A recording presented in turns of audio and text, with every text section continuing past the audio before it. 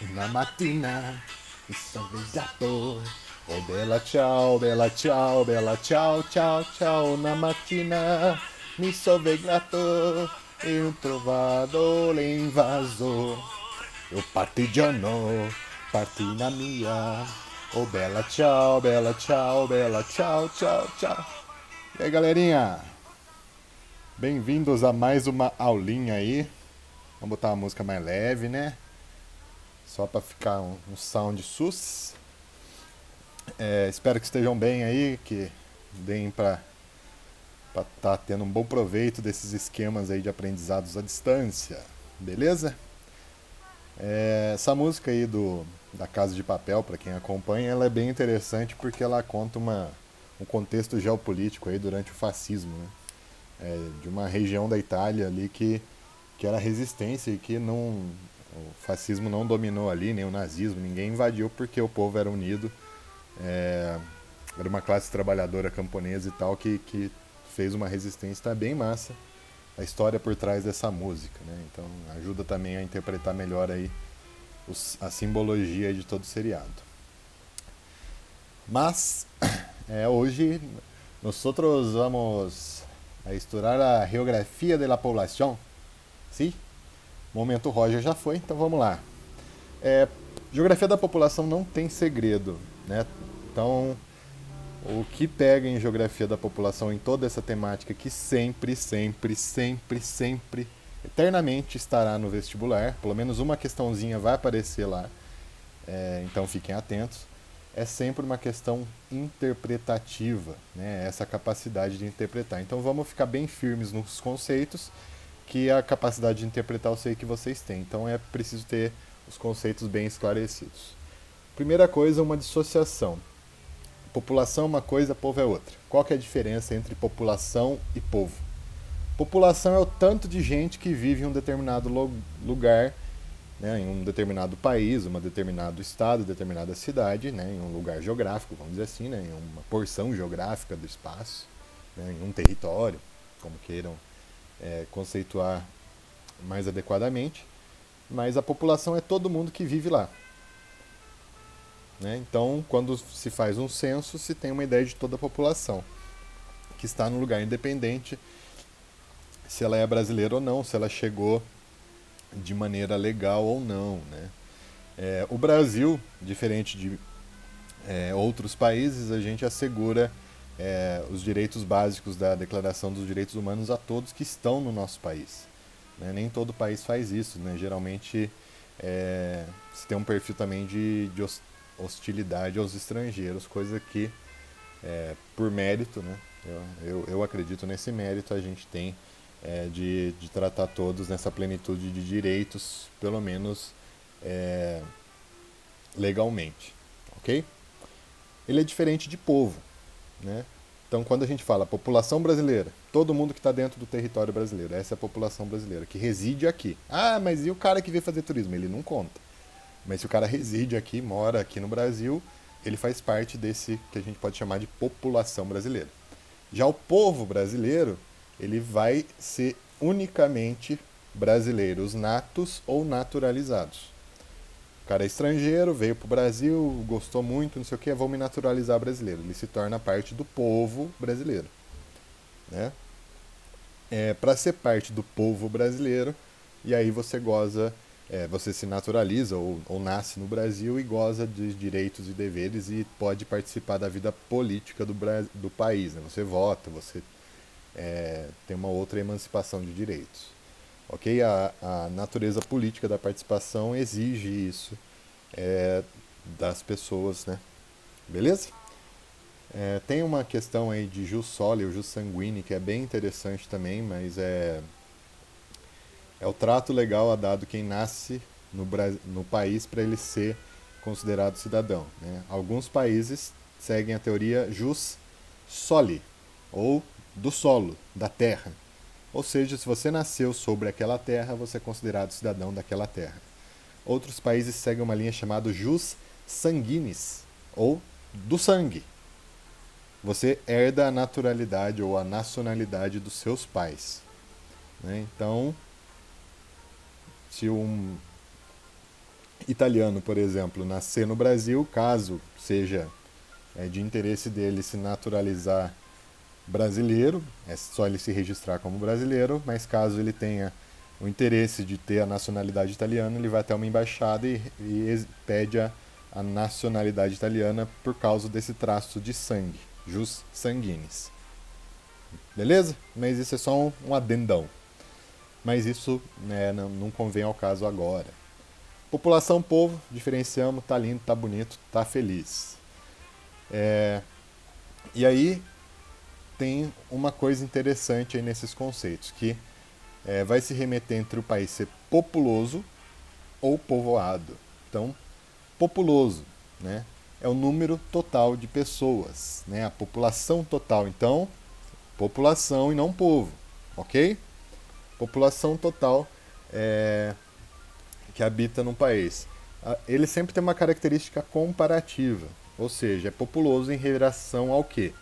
Né? Entre os mais populosos, quer dizer o quê? Que tem outros tantos menos populosos. Então ele sempre tem essa análise comparativa. Então vocês sempre ficam atentos qual que é a referência de comparação que está dando o problema, que está dando o exercício, o que está sendo colocado na pergunta. Né? Um país pode ser mais populoso que outro sem necessariamente ser considerado um país populoso. Mas um país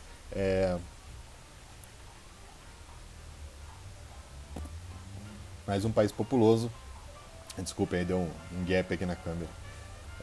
Um país populoso sempre vai, de alguma maneira, estar entre algum grau de comparação assim. O que é diferente de um país povoado, né? Um país povoado vai fazer a relação entre a quantidade de pessoas que naquele país residem sobre a área total daquele país, né? Então, esses conceitos de populoso e povoado vão desdobrar em dois temas importantíssimos aí que acabam sendo dois conceitos, mas que vocês ligarem uma coisa com a outra. Populoso se refere à população absoluta, quantidade total de habitantes. Já povoado se refere à ideia de população relativa, ou seja, número de habitantes por quilômetro quadrado, ou também chamado de densidade demográfica. Quantos demônios tem em um lugar? Não. Quantas pessoas, gente? Desculpa. Beleza? Tudo isso é tranquilo, vocês já viram, já estudaram, então só tô dando aquela relembradinha. Os 10 países mais populosos, né, em 2015, aí você tem ideia que é o número total de pessoas. O Brasil está lá em quinto, né, o quinto país mais populoso do mundo. Né, é o quinto país que mais tem gente dentro do seu território. É isso que quer dizer, basicamente, esses conceitos. Ok? É bom vocês terem uma ideia desses 5, 6 primeiros e tal, para ter uma dimensão também de alguma discussão em relação ao problema. Então não precisa decorar nada não, mas é bom ter uma ideia tranquila, para não cair em um erro. O Japão é o mais populoso porque tem um monte de gente. Não. Ele pode ser considerado bastante povoado, mas ele não é o mais populoso. Então, pra vocês não caírem nessas pegadinhas. Países povoados, né, que tem população por quilômetro quadrado alta. Então, o mais povoado do mundo, ironicamente, é Mônaco, um principado cheio de milionário e tal. Por quê? Porque tem muita gente? Não, porque o país é muito pequeno. Então, proporcionalmente, tem muita gente por quilômetro quadrado. O que não quer dizer, obviamente, que um país ser pouco povoado ou muito povoado tem alguma relação com a sua situação socioeconômica. Mônaco é um país riquíssimo, né? É uma população riquíssima, assim por diante. Singapura também tem isso. Bermudas, né? Aqueles paraísos fiscais, embora às vezes tenham esse paradoxo aí, também apresenta aí uma qualidade média de vida interessante. Malta é outro principado na Europa, bem pequenininho, também tem. Se a gente continuar a lista, a gente vai achar países que vocês têm maior familiaridade, como o Japão, que está por volta de 340 e pouco, vai ter a Holanda, que também está nessa faixa. Né? Então mostra que não existe uma relação muito direta aí entre a densidade demográfica, né, ou se o país é povoado ou não, e o desenvolvimento dele. Muito embora também tenham essa segunda situação, né? Quando a gente pensa em muitas pessoas por metro quadrado, você pode pensar em aglomerações urbanas e todos os problemas ambientais e sociais que isso geram. Vocês estão vendo isso em hidrografia. Vocês pensam que eu não assisto a aula do professor Osmar? Eu assisto também, né? Então fiquem atentos aí a essa complementariedade entre os dois conteúdos. Beleza? Só para confirmar aí essa não relação, eu peguei um status aí de morte no trânsito aí. Então, relação área, quantidade de pessoas, densidade demográfica, são variáveis independentes, né? Não dá para você falar, eu entendo a sociedade só entendendo a população. Não, a população é algo importantíssimo para se entender a estrutura social de um país, para se planejar as políticas, né, desse país, mas ela em si só não consegue responder nada, né? Por exemplo, quando a gente olha o índice de mortes no trânsito, fala, é porque muita gente tem carro. Aí você olha lá o Japão, né? É o penúltimo aí, se vocês estão acompanhando. Número de mortes no trânsito baixíssimo, 6.091 milhões de veículos, muito próximo ao que tem de veículos no Brasil, só que a nossa chega a ser a mortalidade bem maior, né? Ou a China, por exemplo, tem uma mortalidade no trânsito enorme e tem quase a mesma proporção de veículos que os Estados Unidos, tem uma morte no trânsito bem menor. Então não dá para você generalizar em questão de é porque tem muita gente, porque tem muito carro. Não, não existe isso, né? O mundo é complexo, a realidade é complexa, então as variáveis têm que ser analisadas com grande profundidade, né? Estrutura social, distribuição de renda, sistemas educacionais, saúde, assim por diante. Beleza? Por que um determinado lugar pode ter menos morte no trânsito? Porque culturalmente as pessoas não dirigem bêbada, isso já ajuda. Porque o sistema de saúde de socorro é muito eficiente, então o número de mortes é bem menor. Porque tem muito. Às vezes é aquele trânsito da Índia. Digitem no YouTube pra você ver que lindeza que é. Não tem regra, não tem placa, não tem multa. É uma doideira, cada um faz a loucura que faz. E obviamente vai ter muito acidente. Beleza? Então só para ilustrar, né? Não caiam nessas contradições de tá muito populoso, então tem. Não, não existe regra em relação a isso. A quantidade de pessoas ou a área, toda discussão relacionada a isso é muito mais profunda e envolve muito mais variáveis. Ok? Susseguindo, coisa importante aí, tipo, sei que às vezes fala, é decoré, mas. Não, é uma coisa importante vocês terem uma relação. A lógica de ocupação do território brasileiro, como que se cria essas densidades demográficas, onde a população se concentra, né? Eu vou deixar essa imagem anexa aí no Classroom, então dê uma analisada, né? Tenta encontrar as lógicas por trás disso. Duas que tem que ser óbvias, né? Regiões metropolitanas, então próximo a todas as capitais, vocês podem ver que tem uma grande densidade demográfica. Tranquilo. E outra lógica de ocupação do nosso território, né? Que é basicamente na costa, né? Uma ocupação bem litorânea aí do território. Né?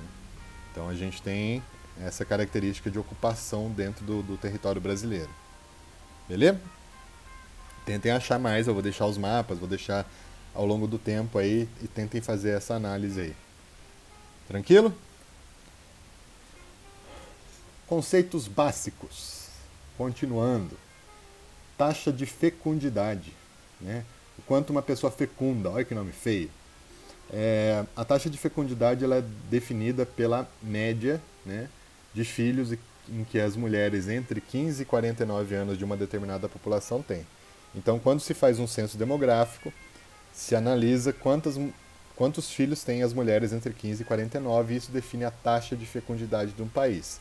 Ai, professor, é 1%! Não. Quando a gente trabalha com população, a porcentagem tenta, às vezes como o número fica depois da vírgula, tende a esconder muita coisa. Então a gente trabalha com percentual de 1.000 por habitante. É chamado de... Nossa, vou dar até uma googleada aqui. Porcento 1.000.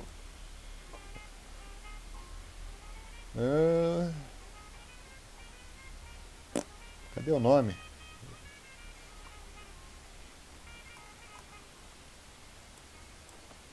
Acho que é permilhagem. Isso, permilhagem. Sempre quando se trabalha com população, se trabalha com permilhagem. Então é quanto que acontece de casos a cada 1.000 habitantes. No caso agora que a gente está tendo a pandemia, vocês estão vendo as notícias, né? É, número de UTIs por 1.000 habitantes ou por 10.000 habitantes. Então sempre trabalha com essa noção de milhagem, ok? Para dar uma noção muito mais precisa aí e não se esconder atrás dos números da matemática, né? Dessas reduções aí de 0,05, né? 0,05 é, pode esconder muita coisa, né? Porque parece baixo numericamente, mas é, pode representar que a cada 10.000 tem 5 casos de determinada doença, de determinado problema. Ok? Fecundidade é isso. É o que se espera que uma mulher em idade reprodutiva tenha de filhos. Ai, professor, por que mulher? Porque só mulher pode ter filho, infelizmente, né? Deve ser muito massa esse processo. Então, só as invejam. E taxa de natalidade é quanto, né, em determinado país, se nascem vivos. Como assim, professor? Se nasce está vivo? Não, é que tem bebês que nascem e pouco após o parto morrem, né? Isso daí é chamado de natimorto e ou às vezes é considerado como mortalidade infantil, que é outro conceito que a gente já vai estudar. Então, número de nascidos vivos em um determinado país é chamado da taxa de natalidade. Então, a cada 1.000 habitantes se nascem 50 e tantos bebês. Isso é a chamada taxa de natalidade. Taxa de mortalidade, ao contrário, o quanto proporcionalmente morrem de pessoas, né?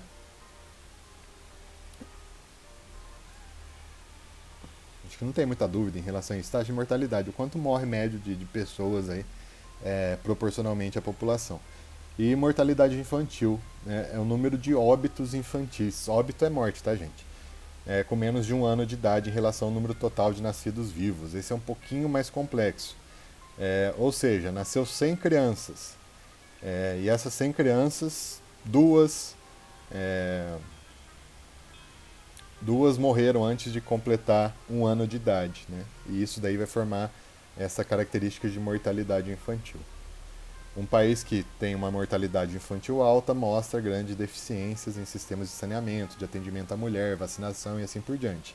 Um país que tem uma taxa de mortalidade infantil baixa mostra o contrário, né? Então isso é meio óbvio aí, não tem muita dificuldade de entender.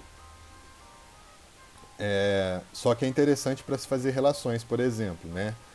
Taxa de fecundidade em relação à escolaridade, né? No Brasil aí, ó, se percebe que aqui está Brasil e regiões, né? Vocês devem estar conseguindo observar aí que conforme o grau de instrução vai aumentando, o número médio esperado de filhos vai diminuindo, né? Ou quem estuda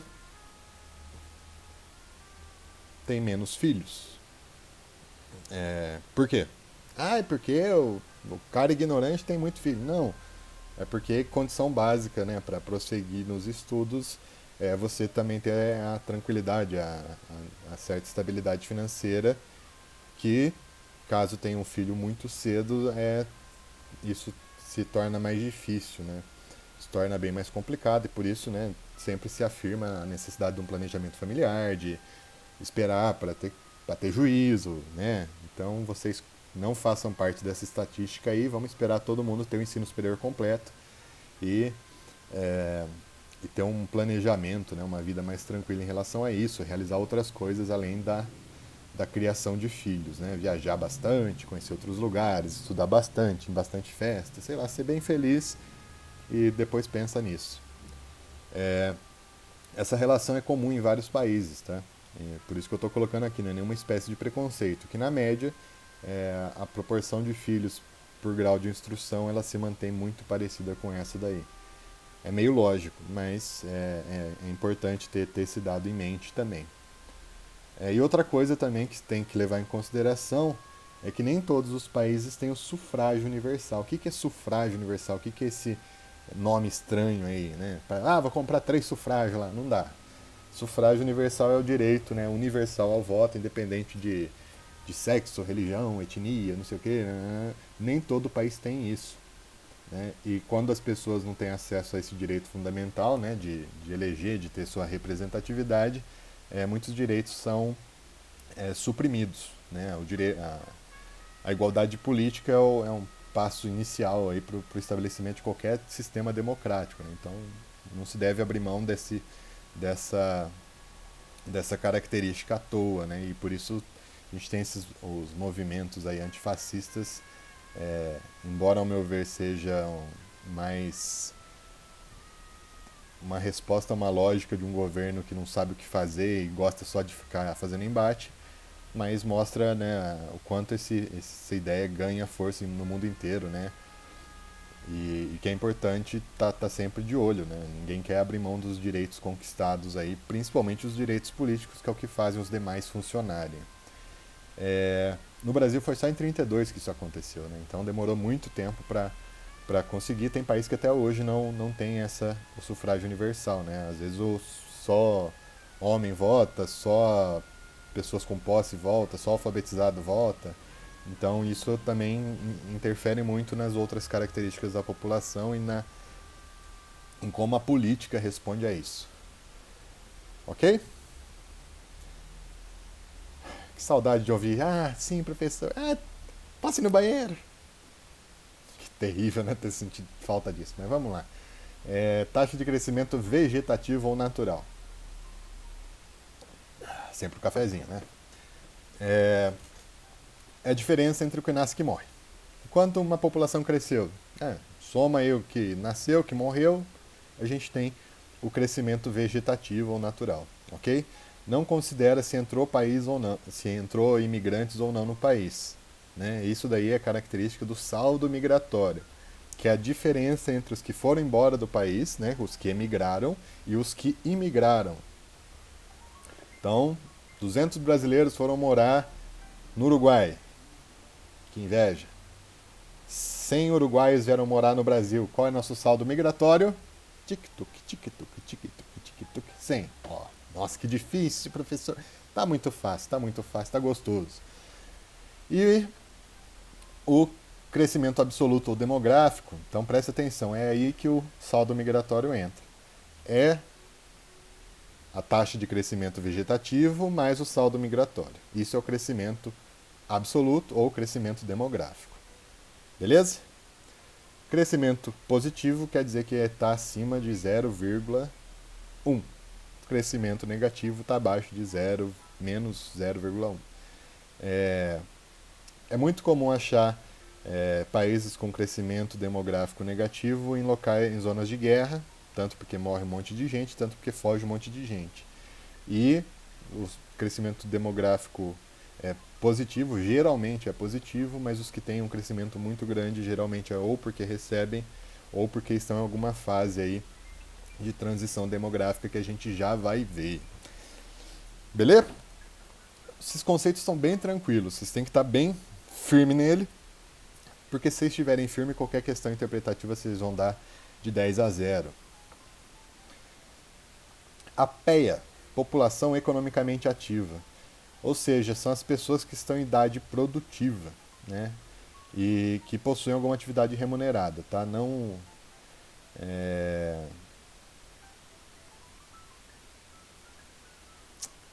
Como que eu posso explicar para vocês? Entre 16 e 65 anos, idade produtiva, onde as pessoas podem trabalhar, né? Gerar renda e assim por diante, e até o momento em que elas deixam de gerar renda ou deixam de formalmente terem que trabalhar. É que a gente sempre tem exceções no Brasil, né? Então não dá muito para considerar. Mas tem aí o conceito, deixei para vocês, né? Qualquer pessoa que exerce alguma atividade, remunerada ou que não esteja ocupada, mas que esteja procurando emprego, esteja apta ao trabalho, né? São considerados PEA. Ou seja, PEA só não faz parte do PEA quem está abaixo de 15 anos, né? Que não poderia trabalhar, ou quem está acima de 65, né, os considerados idosos. 65, algumas literaturas vão apontar como 60. Mas sempre leva em consideração a data aí que está que é colocada como mínima para aposentadoria. Né? Esse é o melhor parâmetro para definir o teto. Beleza? Esperança ou expectativa de vida, né, é a idade média em que uma população vive. Tá? Então, em média, a esperança, a expectativa de vida do brasileiro é X. Como que é feita essa média? Soma tudo que está vivo, todo mundo que morreu, vê a média da idade que as pessoas estão morrendo, então você tem um cálculo médio do quanto se espera para viver a partir do momento que nasce. Como é um dado, uma generalização, ela vai ter diferenças gritantes regionalmente, né? Então é diferente a expectativa de vida de uma cidade da região sul do país para uma cidade da região norte do país. Por isso é tão complicado falar em reformas da Previdência. Alguns casos parece muito absurdo, né? Se pegar cidades que têm a expectativa de vida em 58 anos, aí você fala que a pessoa se aposenta com 65, né? Aí fala, pô, por que eu vou pagar a Previdência sabendo que eu vou morrer? Então essas contradições aí que devem também estar servem de argumento aí quando se discute alguma relação à reforma previdenciária que foi aprovada ou que pode vir a ser mais uma vez pauta de discussão. Expectativa de vida é sempre importante para observar a pirâmide demográfica que a gente vai ver mais à frente, tá? Então é o quanto a população espera viver. Eu coloquei, deixa eu ver.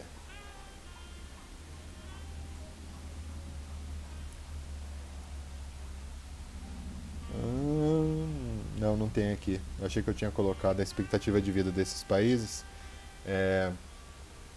que também é um dado importante para mostrar o quanto um país tem de desenvolvimento, de estrutura socioeconômica, de bem-estar para a sua população. Quanto maior a expectativa de vida, logo a qualidade de vida da população é melhor. Né? O que mexe também muito na expectativa de vida é a melhoria das condições sanitárias, de saúde, assim por diante, né? O avanço tecnológico da medicina e tudo isso vai mexendo na expectativa de vida. Mas é uma medida muito interessante para ver o grau de desenvolvimento de um país. Fazendo um resuminho aí, uma síntese, né?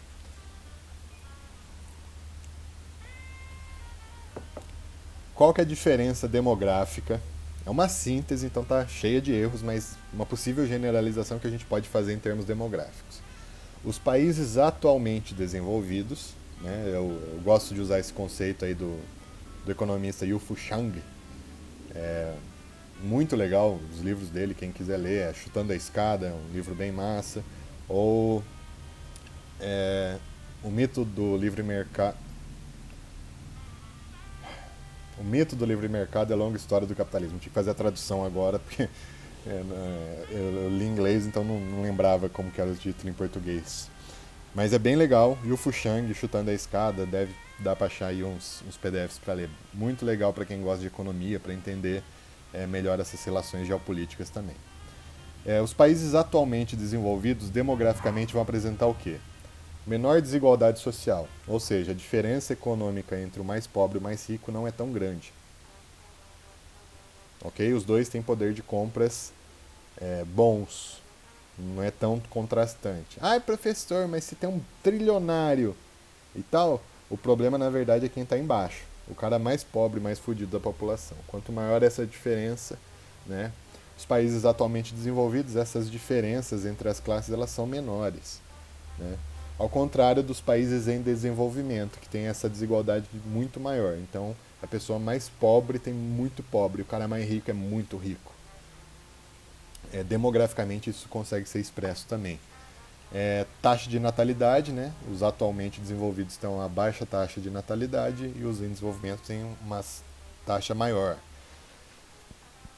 Desenvolvido, baixa mortalidade, em desenvolvimento, alta mortalidade. Concentração de terra, pequena nos atualmente desenvolvidos, nos em desenvolvimento, grande concentração de terras. Dependência econômica e tecnológica. Né? Os países atualmente desenvolvidos têm uma dependência econômica de outros países muito menor. Né? Ele consegue ter uma economia própria, um mercado consumidor próprio, que é capaz de gerar ciclos econômicos aí e garantem uma qualidade média para a população.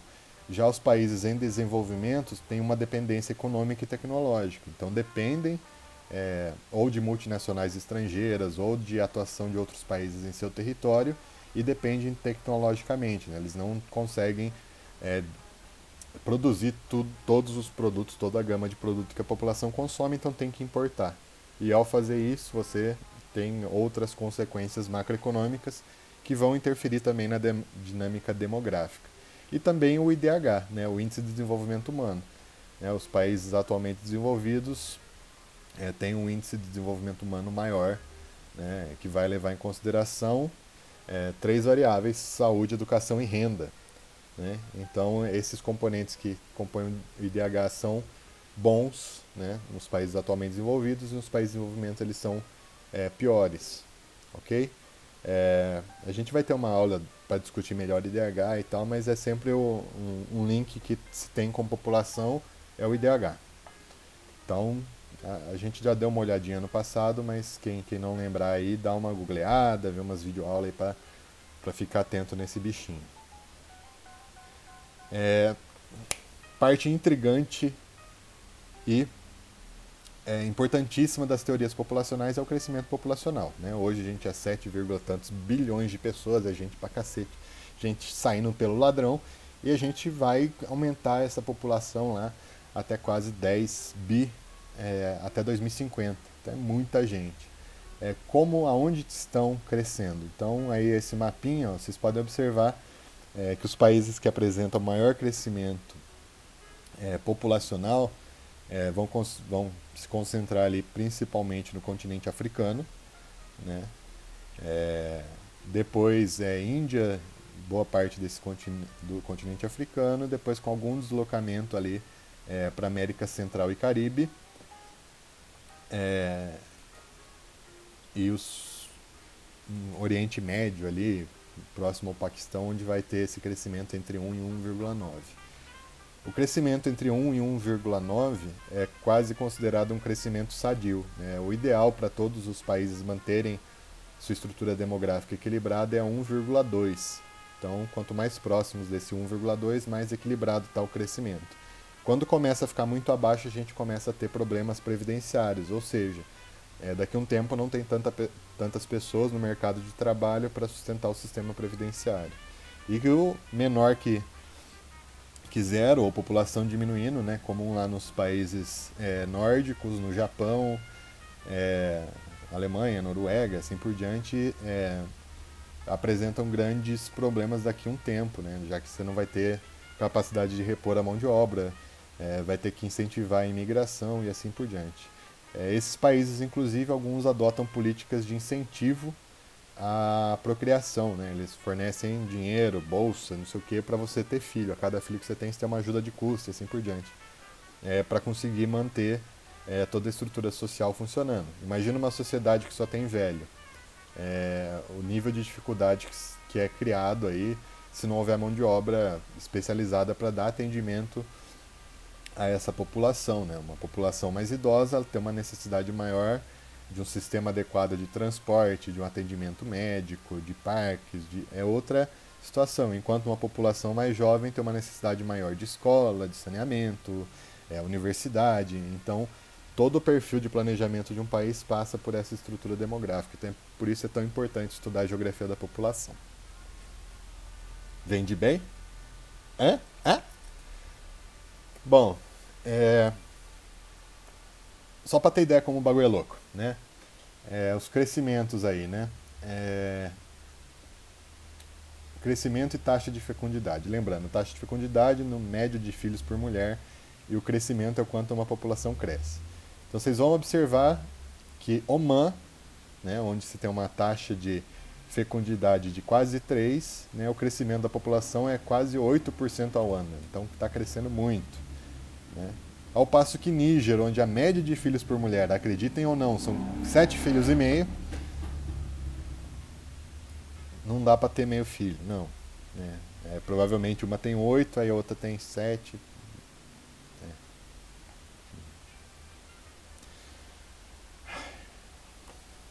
Essas perguntas que me chegam. Mas o crescimento da população é menor. Por quê? Como assim, Fumes? Como tem mulher tem 7 filhos e a população não cresce? Porque a taxa de mortalidade infantil, né, é proporcionalmente grande também nesses países. Então, a cada 4 nascimentos tem 2 óbitos, né? As condições sanitárias são ruins e tal. Então, embora tenha uma fecundidade alta, o crescimento da população não é tão grande. É por isso que eu falei que não dá para simplificar. Vocês têm que ter os conceitos bem fixados na cabeça para conseguir interpretar. Como que vai ter uma fecundidade elevada e um crescimento baixo? Como vai ter uma fecundidade baixa, mas um crescimento elevado? Né? Então, sempre ficar atento a isso daí. Né? Vocês podem observar aí, ó, Rússia, Japão, Espanha, de 0 a negativo, né? Embora ainda mantenha uma taxa de fecundidade interessante aí de 1, alguma coisa. Mas a população passa a crescer em taxas cada vez menores. Beleza? Toda essa preocupação aí, né, ela vai surgir, né, ela vai ser fundada com o desenvolvimento do capitalismo. A primeira revolução industrial foi quando começou a juntar muita gente no mesmo lugar e começou a dar problema. Então, num primeiro momento foi visto como um fator positivo, por quê? Quanto mais gente, mais consumidor, quanto mais consumidor, mais atividade econômica, então mais riqueza, vai ser tudo lindo.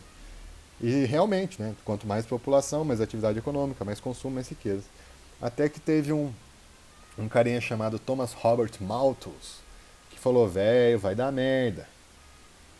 Se a população crescer rápida desse jeito, não vai faltar as coisas, vai faltar alimento, assim por diante. E aí ele escreveu um livro, né, na verdade foi uma monografia. Então, monografia é aquele TCC quando você termina um curso de graduação, foi a monografia dele, ele era moleque, 20 e poucos anos, e ele fez essa, essa obra, né, Teorias da População, em que ele alertava para um cenário. Qual era esse cenário? Que a população, caso não houvesse nenhuma interferência, né, guerra, epidemia, desastre natural que matasse um tanto de gente, ela ia dobrar a cada 25 anos. Lembrando, século 17 e 18, o cara não tinha nenhum meio estatístico, não tinha GPS, não tinha nada. Era só o que ele via ali. Né? Nem os censos romanos eram muito bons na época.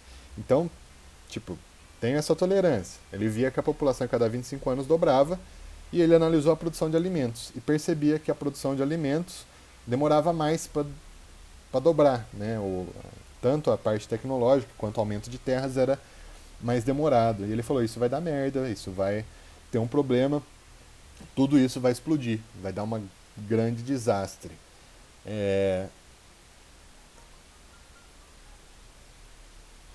Só que daí, ele falou, para não acontecer isso, para a gente não ter um grande miséria, fome e tal, só pode ter filho quem tem dinheiro.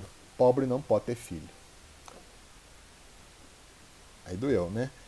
Mas Malthus foi muito criticado, né? Primeiro porque, não na época dele ele ficou famoso, vendeu muito livro, deu muita palestra e tal. Ele era um economista muito bom, né? O pessoal resume a obra dele, é só isso, mas pouco tempo depois a própria teoria dele se mostrou desatualizada. Ai, professor, mas por que ele ficou famoso? Depois que ele publicou, passou 4 anos, deu uma crise de produção de batata na Inglaterra. E teve uma crise de fome bizarra e matou muita gente porque nem todo mundo tinha acesso a alimento. E aí a obra dele foi. Viraram os louros, ele conseguiu um status aí na Companhia das Índias Orientais, e aí começa o neocolonialismo, outras coisas aí que não vem ao caso agora. Mas mostrou que a teoria dele não estava certa. Por quê? Porque primeiro que a população não dobra a cada 25 anos. Aquilo ele via acontecendo, mas tem a mortalidade que também era alta, então as pessoas nasciam na mesma proporção, mas morriam muito cedo também. E segundo, que a produção de alimentos crescia de forma muito maior, principalmente com a Revolução Industrial e a chegada das máquinas no campo. Né? Só que foi um processo contínuo. Né? Malthus alertou, o Estado, os setores privados começaram a intervir para aumentar a produção de alimentos. Né? Então ele foi o primeiro a dar esse start, então ele tem mérito nisso, mas a conclusão na obra dele realmente é muito rasa, mas não deixa de ser válida. sendo que foi o primeiro a pensar alguma coisa sobre isso. Beleza? Passa o tempo, viram que a teoria dele estava errada e tal, acontece as guerras, tudo, até que chega a Conferência de São Francisco, de 1945, a conferência lá do pós-guerra que cria a ONU. Nessa conferências tiveram grandes discussões a respeito da economia, né? E o que aconteceu é que uma boa parte dos países desenvolvidos ou ricos na época, vamos dizer assim, eles pregavam que, que os países que a guerra acontecia porque existiam situações de miséria, de distribuição desigual dos recursos em cada país, assim por diante, né, que a história da Alemanha mostra isso, né, mostra isso na época. Por isso que a Alemanha entrou em guerra, a gente já discutiu algumas coisinhas a esse respeito, e como evitar isso. Aí eles viram, né, falando, o problema é a população, né. Então esse grupo de países, né, desenvolvidos e alguns setores dos países na época subdesenvolvidos ou em desenvolvimento e tal, falavam que, né, o problema dos países serem pobres é porque tinha uma população jovem muito numerosa, né, muita natalidade, o pessoal tinha muito filho, né. Então, quando tinha muito filho, necessitava de muito investimento social em educação e saúde, e aí não sobra recurso para investimento produtivo, então o país é pobre por isso, né, porque o pessoal tem muito filho, aí tem que investir lá na saúde, não sobra dinheiro. O problema é isso, né? É, e também, né, quanto mais habitantes tem em um país, menor a renda per capita, né? Então menos capital tem disponível aí para a população. É uma visão extremamente preconceituosa, mas que foi fielmente defendida aí, e até hoje tem respaldos aí que defendem esse controle, né? Tem uma corrente nova do neomalthusianismo, é o ecomalthusianismo, que fala que o planeta não vai aguentar se as pessoas continuarem a ter filho, principalmente porque os pobres degradam mais o meio ambiente, porque esgotam seus recursos e são irracionais e tal. As duas são carregadas desse preconceito, dessa espécie aí de eurocentrismo cultural e assim por diante. Mas nessa mesma conferência de São Francisco, com a glória divina de todas as divindades do mundo eclesiástico,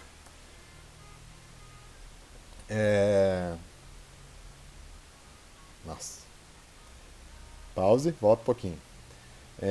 Eu marquei aqui o resuminho e esqueci de falar para vocês, né? Neomalthusianismo, né? Os países subdesenvolvidos desperdiçam em investimentos sociais um dinheiro que deveria ser destinado à economia. Esse é o resumão. Ou seja, pobre tem muito filho, por isso que é pobre.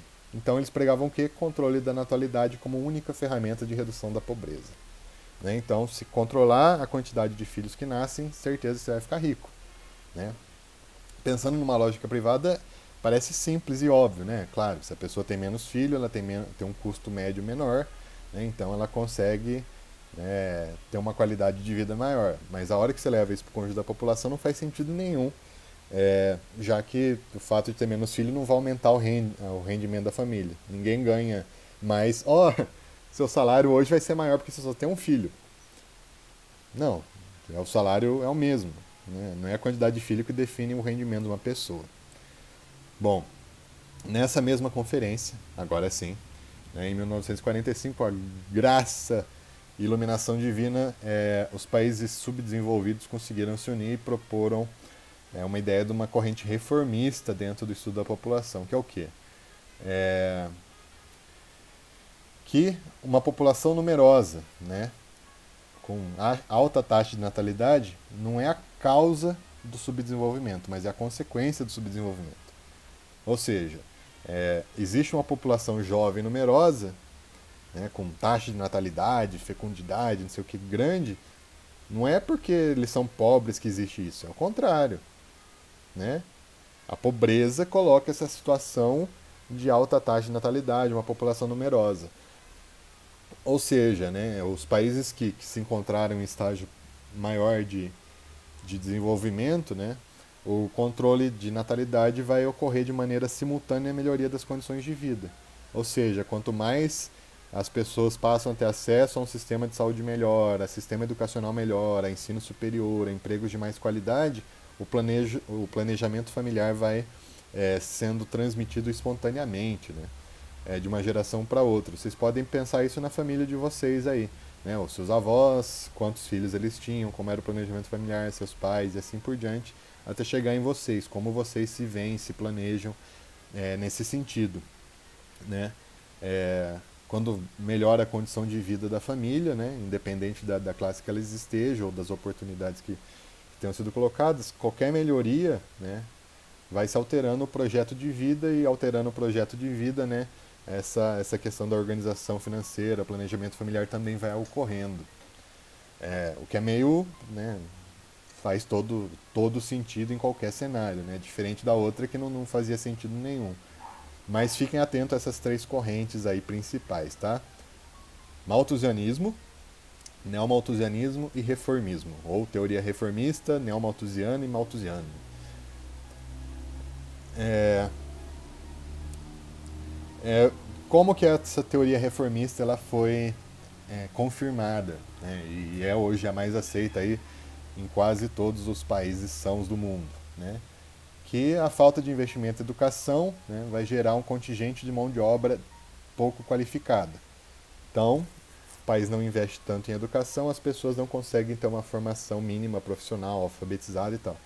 Em consequência, né, a entrada no mercado de trabalho também é dificultada, já que, né, o avanço técnico e tecnológico vão ocorrendo de maneira contínua no mundo inteiro.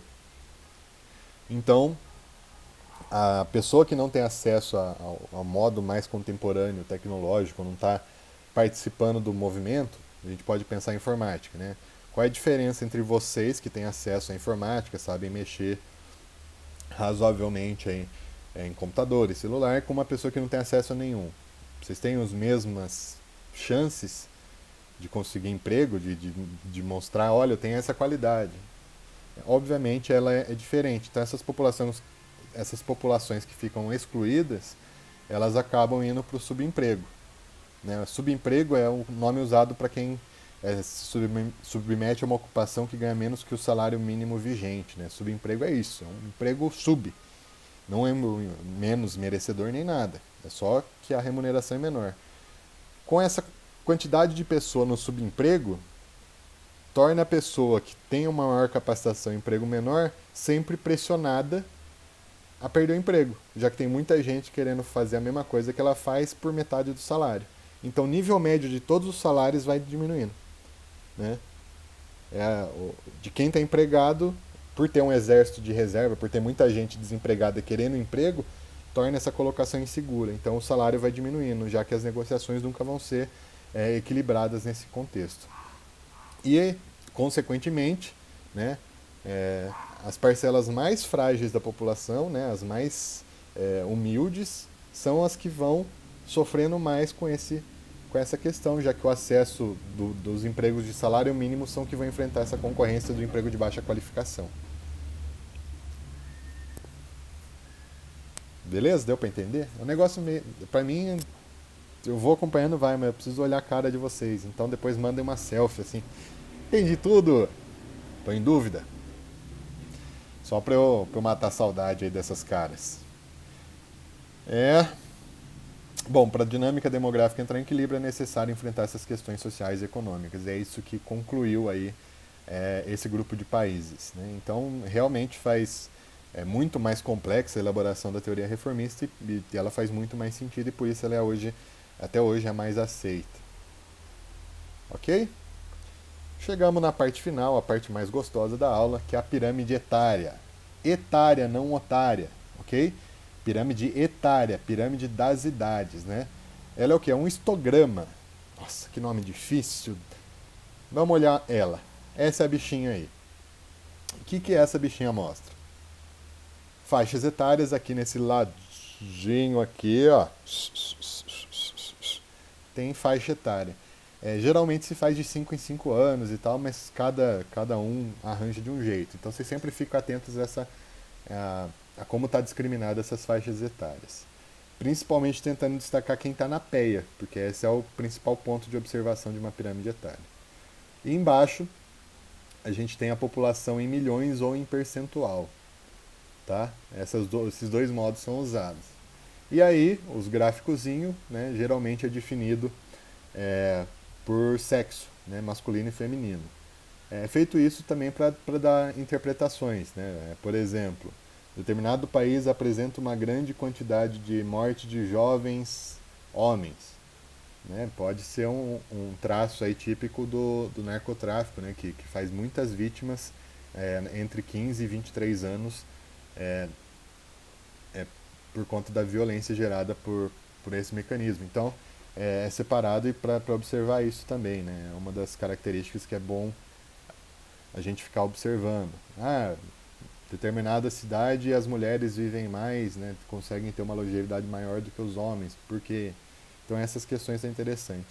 Quem quiser entrar no site do IBGE Cidades, você consegue consultar como é a geografia da população da sua região, da sua cidade, assim por diante, comparar, fazer as análises. Eu vou pensar em alguma atividade para vocês fazerem essa exploração, mas quem tiver curiosidade, dá uma fuçada aí, é bem bacana mesmo.